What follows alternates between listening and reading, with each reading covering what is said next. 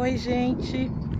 Meu nome é Ana Paula, eu moro em Brasília e aqui é um dos locais que eu venho, que eu mais amo aqui nessa cidade, que é onde assim eu retiro muita energia positiva depois que meu filho recebeu o diagnóstico de autismo. É uma praça muito linda, sabe? E como é que funciona? Eu vou falar um pouquinho do que foi esse nascimento do Lucas para vocês entenderem como é que ele está sendo hoje, né? Os obstáculos vencidos e o que nós ainda temos para vencer. Eu tive o Lucas com quase 42 anos. Eu e meu marido, nós estávamos passando por um problema difícil no casamento. Eu viciada em trabalho, ele também, a gente já praticamente no auge da carreira. Eu trabalhando mais de 60 horas como professora universitária e já com os filhos praticamente criados. Eu tenho 2 filhos, um com 24, um com 22 anos. E quando eu soube que eu estava grávida do Lucas, eu já estava com 4 meses de gestação, então eu não fiz pré-natal, tá? E eu tive uma gravidez muito difícil, eu quase perdi o Lucas. Tive diabetes gestacional, mas controlada, né, durante a gravidez. E nas últimas semanas, para eu ganhar o Lucas, eu tive uma infecção no ouvido e passei 2 semanas internada no hospital. E o Lucas veio prematuro, 1 semana antes do tempo certo para ele nascer. E com o passar do tempo, gente, quando você vira mãe de autista, você começa a ler muito. Eu descobri que tudo isso foi uma cadeia de eventos que a probabilidade do meu filho nascer com autismo já seria muito grande. Pais com mais de 40 anos, pais da área das exatas, mãe com ansiedade e depressão, mãe que teve problemas graves na gravidez, na gestação, mãe que teve infecção durante a gravidez. Então tudo isso levava a esse quadro. Mas o Lucas nasceu normal, sabe? Normal sim, foi parto cesárea, mas era uma criança normal, como qualquer outra, se desenvolveu normalmente. Eu amamentei. E tem uma outra teoria que fala que o aleitamento materno, ele demora a aparecer os sintomas do autismo. Talvez por isso eu amamentei o Lucas até 1 ano e diz que o leite materno ainda demora 6 meses no organismo para essa criança não aparecer sintomas. Coincidência ou não, ele veio aparentar os primeiros sintomas quando ele já tinha 1 ano e meio. E quais eram esses sintomas, gente? A birra, tá? O Lucas, ele não tinha problema de olhar nos olhos. Então o problema dele era a birra. E ele não conseguia formar frases. E isso me deixava angustiada. E quando eu levava ao pediatra, o pediatra dizia assim: não, mãezinha, isso é normal e cada criança tem seu tempo. Mas o que eu notava é que não era bem assim, sabe? No fundo, a gente fica naquela expectativa e você sabe que tem alguma coisa de errado com o seu filho. Com o passar do tempo, ele foi só piorando. As birras aumentavam, ele vomitava, ele chorava até vomitar, ele odiava a escola, tá? Como ele não tinha diagnóstico, as pessoas tratavam ele como uma criança normal. E até que chegou um ponto de eu estar numa clínica de embelezamento para perder peso e o médico chamou minha atenção e disse que meu filho parecia um retardado, se eu não estava vendo que meu filho tinha problema, porque o menino daquela idade, com 4 anos de idade, ainda não sabia nem falar. E eu cheguei chorando muito em casa nesse dia e no outro dia também deu problema na escola. A diretora disse que não ia querer mais meu filho porque ele estava mordendo os coleguinhas, os pais não gostavam, tinham medo dele. Não tinha inclusão na escola, tá? Apesar de ser uma das escolas mais caras de Boa Vista, nessa época eu morava em Boa Vista, Roraima, eu não tinha essa situação de inclusão. Daí eu conversando com a diretora de outra escola, que era colega minha, professora de faculdade, ela disse assim: Ana, você tem que levar ele para um neuropediatra. E levei. Gente, eu passei 2 anos em neuropediatra, sabe? Eu fiz eletroencefalograma, todos os exames. Meu filho não tem retardo mental, mas ele continuava com as birras e continuava sem falar. Só que em 2016 o quadro se agravou. Eu ainda não sabia que era autismo. A justificativa que a neuro tinha dado para a gente foi um diagnóstico que eu não concordei na época, que era de desvio de comportamento, desvio de conduta. E como eu sou pesquisadora, eu não concordei com o diagnóstico dela e comecei a ler aquilo ali, e quanto mais eu lia, menos eu concordava.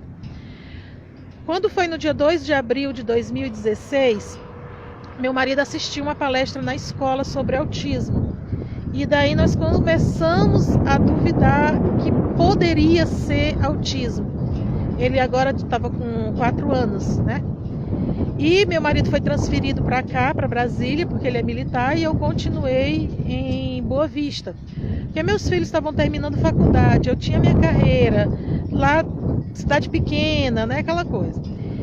O Lucas regrediu, que vocês não têm ideia. O Lucas parou de olhar nos olhos, o Lucas parou de falar, porque o pouco que ele falava, ele parou de falar. E ele começou a não reconhecer os músculos da boca. Então o Lucas babava. E, gente, para mim isso foi assim horrível, porque eu estava sozinha e meu filho não tinha perspectiva de melhorar. Eu comecei a ler sobre autismo, engolia autismo. E eu vim descobrir então que o meu autismo não tinha cura, tinha terapia. Mas em Boa Vista, infelizmente, nós não temos tantos especialistas. Eu passei um ano tentando ir com uma neuropediatra, eu só consegui 3 consultas com ela e nenhuma das 3 ela conseguiu fechar o diagnóstico. Porque o Lucas, ele era um pouco atípico.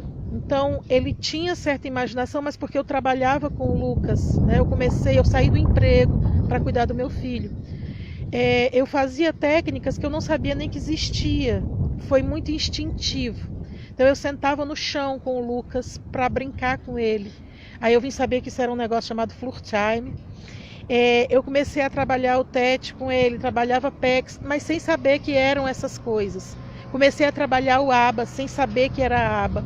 Eu fiz um quadro para ele em que eu dava no final do dia, eu contava as estrelinhas e no final do dia ele ganhava um pirulito. Se ele tivesse pelo menos 5 estrelinhas das 8 que eu colocava ali. Comecei, lógico, aos pouquinhos, né? E foi ampliando. Aí, nos últimos de setembro em diante, ele saiu da escola e eu fiquei sozinha com ele, cuidando. Não foi fácil. Foi a pior época que eu tive na vida. Eu chorava diariamente. Tinha dias que eu pensava, eu pedia a Deus para morrer e levasse meu filho, porque a gente só pensa, como é que vai ser quando eu morrer? Quem é que vai cuidar dele? Ninguém tem paciência com criança autista. Mas é aquela força de mãe que não faz a gente desistir. E eu lia muito para ele. Todo dia eu lia um livrinho de história. Ele gosta muito de ver vídeo no celular. Então ele aprendeu a contar de 1 a 20 sozinho com os vídeos do celular.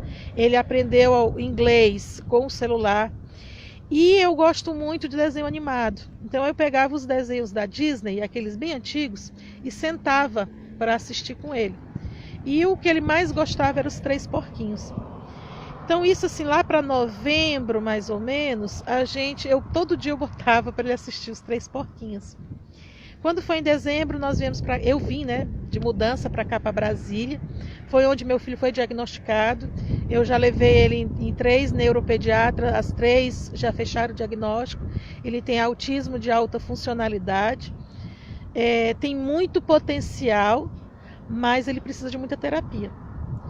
Coloquei ele numa escola chamada Escola de Inclusão, que existe aqui em Brasília, é da escola pública. Mas eu confesso que não estão preparados para cuidar da criança, eles não aceitam o diagnóstico de autismo, eles acham que é birra, que é manha, porque é filho único, filho de pais que parecem avós, né? Mas mesmo assim eu continuo. E aí eu continuei a trabalhar com ele a história, mas o que eu fiz? Eu notei que ele gostava muito de assistir os desenhos na TV ou no celular. E eu aprendi a fazer bonecos de feltro para trabalhar com eles. Então ele tem hiperfoco. Quando ele está com hiperfoco, por exemplo, no Pocoyo, ele passa 2 meses, ele só quer saber de Pocoyo. Então eu fiz toda a turma do Pocoyo em feltro para brincar com ele. Agora, por exemplo, ele está com a febre da Peppa Pig. Então eu tenho que ter todos os brinquedos da Peppa Pig. Aí o que eu faço com ele com a relação do reforço positivo, né? Por exemplo, eu digo assim, olha, Lucas, se você for todo dia para a escola sem chorar e ficar na escola, a mamãe no sábado vai para o shopping e a gente compra um boneco da Peppa Pig. E aí todo sábado a gente vai fazer essa visita no shopping.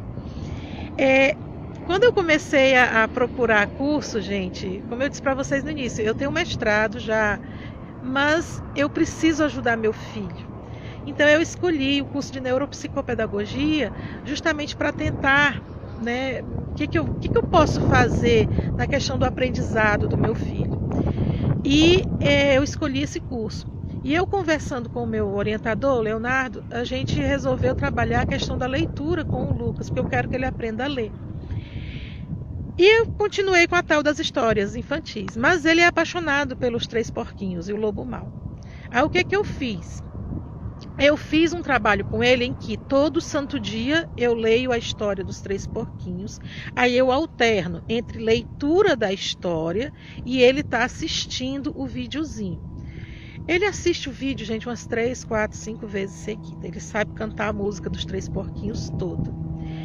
Eu fiz então para ele, que depois eu vou anexar as fotos com esse vídeo, eu fiz tipo uns fantochezinhos para ele contar a história para mim e fiz as atividades. Mas por que eu estou fazendo esse vídeo sobre a história dos Três Porquinhos? Porque eu estava fazendo, gente, e não estava na esperança dele contar a história para mim. Porque o Lucas, ele não conversa.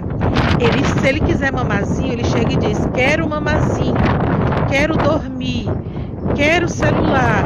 Mas ele não fala nenhuma frase com mais de 3 palavras. E me surpreendeu, porque faz uns 20 dias ele chegou em casa, olhou para mim e pegou os 3 porquinhos e começou a contar a história dos 3 porquinhos para mim. E eu fiquei tão maravilhada, porque tinha sido um dia tão estressante, eu comecei a chorar de felicidade, porque meu filho conseguiu contar uma história, né? E aí, eu até conversando com o Leonardo disse assim, poxa, aproveita então e faz alguma coisa com ele nesse sentido. Aí eu fiz as atividades, todas voltadas com os 3 porquinhos e o Lobo Mau, em que eu vou estar anexando nesse vídeo. Então, olha, essa é a minha história. Eu sou a Ana Paula, mãe do Lucas, mãe de autista. Tchau, gente, fica com Deus.